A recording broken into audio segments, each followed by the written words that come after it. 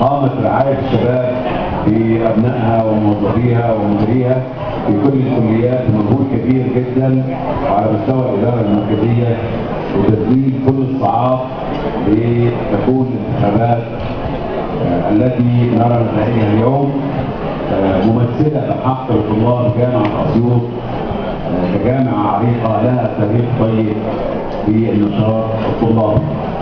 برحب باسم حضراتكم بتشريف السيد الاستاذ الدكتور مصطفى كمال رئيس الجامعه الذي شرفنا اليوم بالحضور لنحتفل معا بتتويج ابنائنا الطلاب كممثلين لزملائهم في اتحاد طلاب جامعه اسيوط في ظل لائحه جديده قام الطلاب باعداد بنودها بانفسهم واشرفوا عليها، ونتمنى ان شاء الله ان يستفيدوا من هذه اللائحه في تنميه النشاط الطلابي وتنميه الولاء الوطني لمصر، ونتعشم ان شاء الله ان تكون هذه اللائحه مفيده للطلاب وملبيه لطموحاتهم ورغباتهم في سبيل القيام بنشاط طلابي مثمر تفتخر به جامعه اسيوط وتسعى به.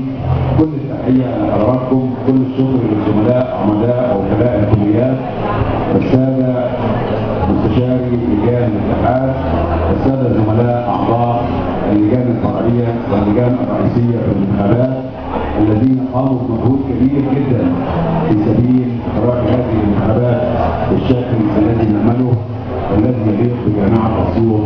كما قلت لحضراتكم اتمنى لكم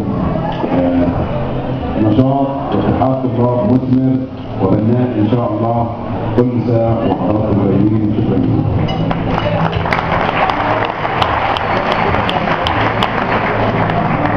يا شباب